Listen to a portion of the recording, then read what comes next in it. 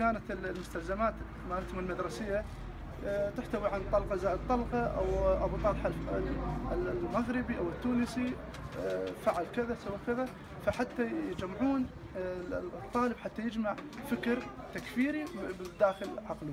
لكن الحمد لله اهل المنطقه تعاونوا انهم ما دزوا اطفالهم للمدارس نهائيا. هذا الباب الاول. ثانيا داعش بدا ضعف داخل المنطقه لان ما لقى اي استجواب من ناحيه الاهالي انهم التجأوا عليه او صاروا معه، فبدأ سووا ضد داعش يعني. ضد داعش. اول شيء هم ما بدأوا يصيرون معه، بدت عمليات تحدث، مثلا حرق سياره لهم بالحسبه، بعض الشغلات مثلا قاموا شوي يتطاولون عليهم بس ما يقدر يمسك نفسه.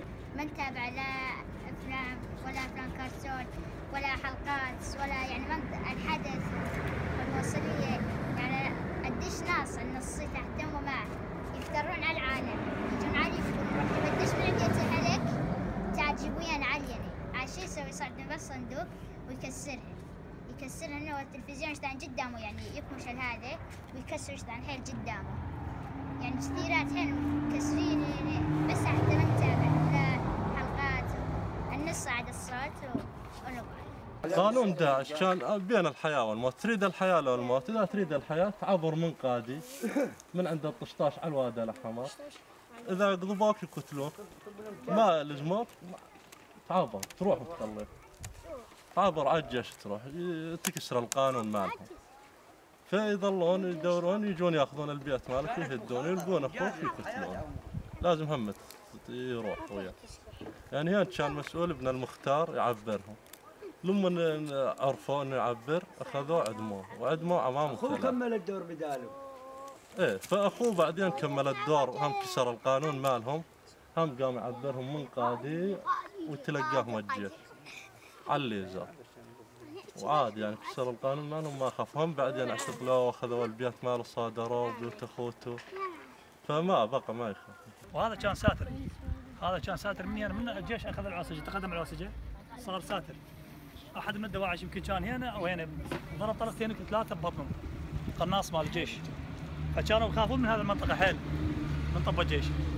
فكان الشباب شو سووا شباب هاي المنطقه كلها نزلت على المي، كلها عبرت على الجيش، فقاموا اي واحد عبر يورون بيته ويصادرون اللي قراض ويورون الباقي. القراض المهمه يصادرونها والباقي يورونه. وزعوا يعني صوره بها صوره دش، وهذا مكتوب هذا مكتوب هذا العدو الداخل، يعني ان الدش يعني هذا العدو الداخل كاتبين يعني بين قوسين.